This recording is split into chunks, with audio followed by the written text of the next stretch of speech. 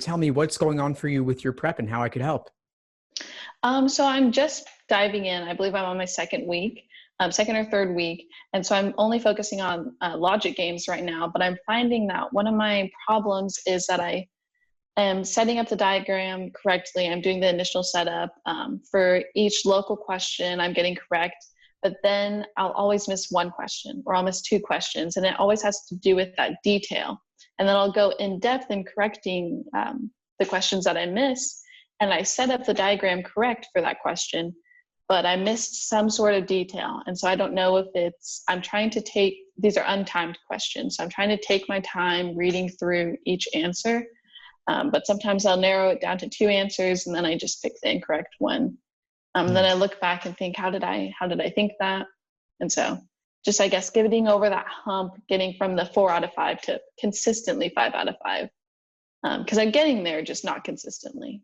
Yeah, well, it sounds like you're almost all the way there. The question is those little details on those specific questions. So when you say you're missing a detail, do you mean that something is inaccurate or that you're not going far enough? I think I'm not going far enough because I'm definitely skimming the surface of the question with the diagram. And so applying those to the available answers, I think I'm doing, but I'm just maybe not following through deep enough as I should when I thought I was confident in that answer. And then I look back and it's wrong. Mm-hmm. Are you watching the explanation videos?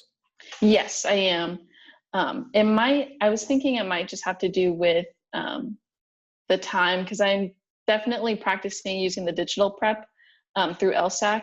And so I always see the timer right there. And so I'm maybe just getting out of that mental zone or that the state of mind of looking at that timer going down and thinking, I've been on this problem for 30 minutes or 20 minutes. So. Well, yeah, that's a good point. The time can definitely add a stress. Mm-hmm. So a couple of thoughts for you. One is that the timer on the digital LSAT site, as well as on the actual LSAT, you can remove that. Okay. You can click it to make it disappear. Once you have 5 minutes remaining, then the timer stays and you can't get rid of it. But for at least the first 30 minutes, you don't have to have that countdown timer adding the stress. Okay. I think since I'm so early on in my studying, that might work for me. But once I am timing each section, I think it would be beneficial to at least see where I'm at in terms of what I'm allotting to each question, hitting that mark. And then I've watched a few of your rule substitution videos, but those also seem to be an area that I'm lacking in, just applying it, because I always pick the most attractive incorrect answer. And so I think that's just one of the stresses that I'm also experiencing in logic games. Yeah, well, the rule substitution is definitely a separate area to focus on, and I would drill that. I have a big list of every rule substitution question that's ever appeared. I'll send you a link to that resource afterwards. You can just handpick those and do them specifically, because they have shown up on nearly every exam since they first appeared in 2009. So it's worth drilling those and preparing for those. And then also knowing that since you're in your early stages, definitely work untimed. Just give yourself a chance to get accurate on everything, and including the rule substitution. Drill those untimed just to get a better sense of what's involved in solving them, including using previous work. Okay.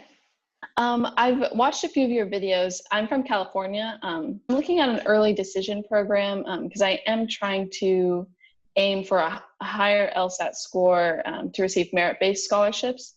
And so I was just wondering, I guess, just for additional advice, I'm looking at my top desired school at their early decision program. And obviously that it requires some sort of commitment once you do receive a decision.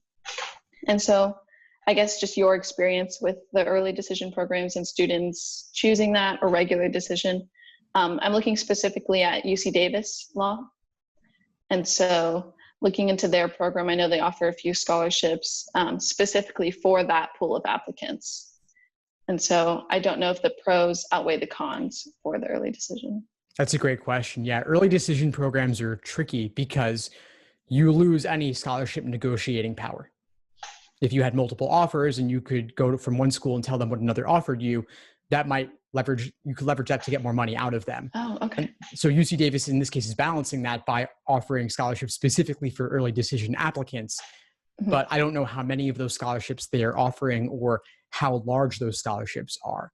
And Mhm. so I would be inclined against them, honestly. I would say you're probably better off applying regular or at least any non-binding application Okay. program, like early action as it's known in undergrad versus early decision. Look at the Yeah. details on each program's offerings, but I would typically go non-binding. I think you'll on average end up with larger scholarships in the end. Okay. And then have you had any experience with students who have enrolled in dual degree programs or a concurrent degree? I'm also looking at, along with a JD program, looking at a MA, so a master's in specifically history. And so at UC Davis, that would entail your first, it would be a 4-year program. And so your first year would be solely law school. And then the second and third year would be a master's as well as JD load. Cool. Yeah, I mean, I've worked with a lot of applicants who do dual degree programs. Obviously, the details vary for each one. Just a question of, do you want to take that on? And then what are your career goals afterwards? And how does this dual degree program help you? And what kind Okay. of debt are you taking on for it, if any? Yeah. Okay. Thank you so much for all the advice that you've given. I'm trying to allocate a specific amount of hours each day, specifically for the LSAT and then law school applications, because I am planning to apply this fall for fall 2021. So the LSAT is something I'm definitely concerned in.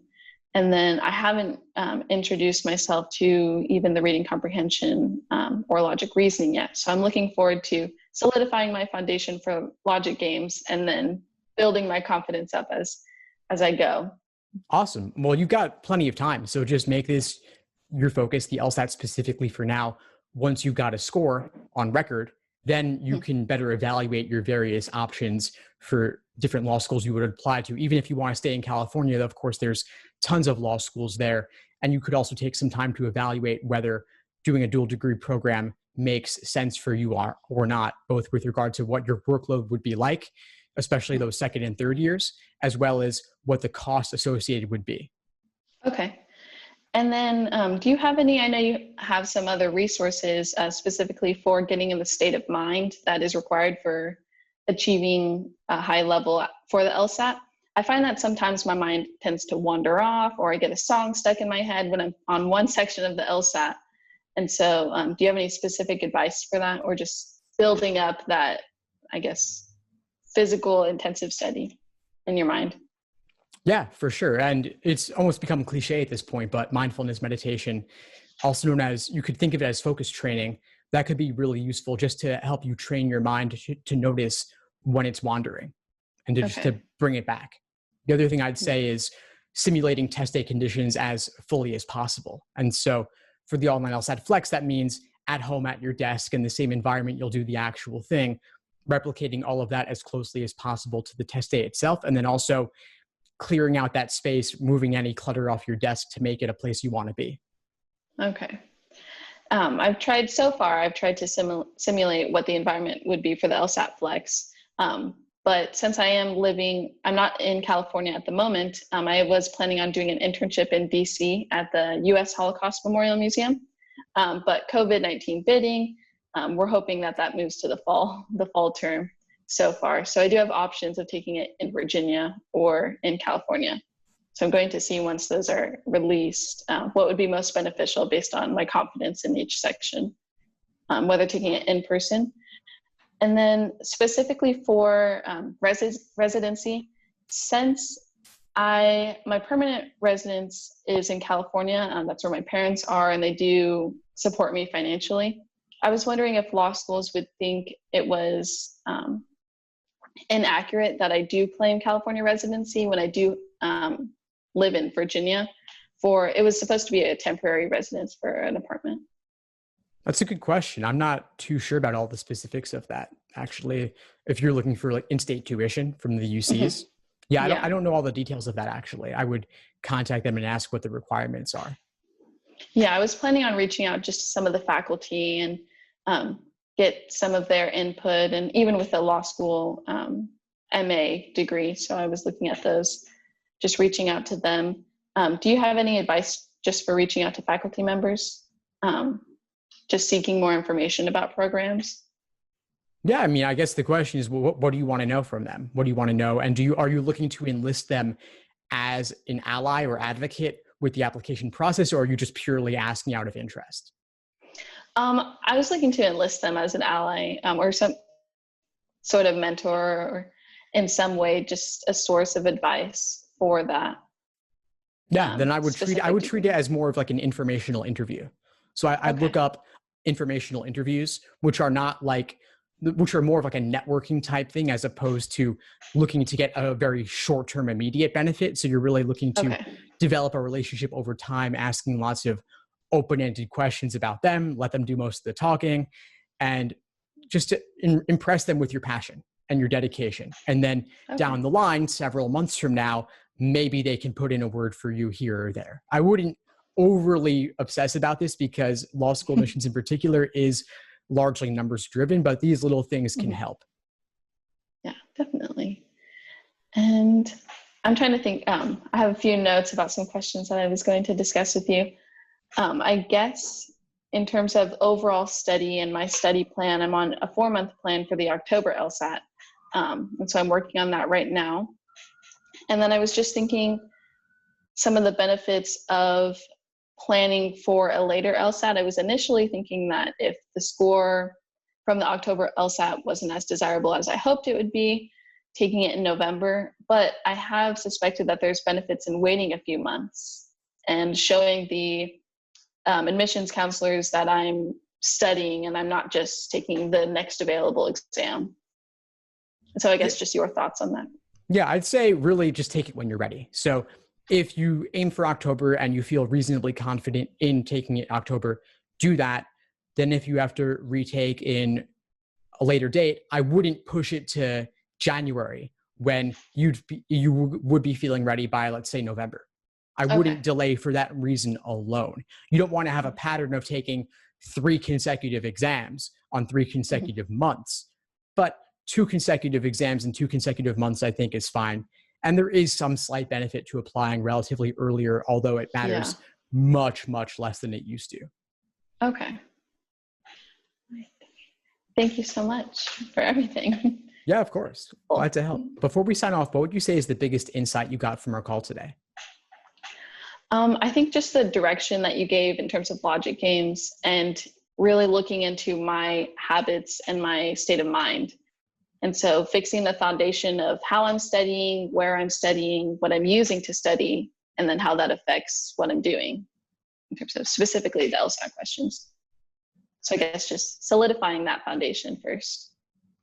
Awesome. Well, I'm glad we connected, and I look forward to having you in class. Awesome. Thank you so much, and My have a good day. You too. Thanks for tuning into the show. Please subscribe if you haven't done so already to be notified of new episodes as I release them. And feel free to reach out if you need anything at all as you move forward with your prep. I'm happy to help however I can. In the meantime, I'll wish you all the best and take care.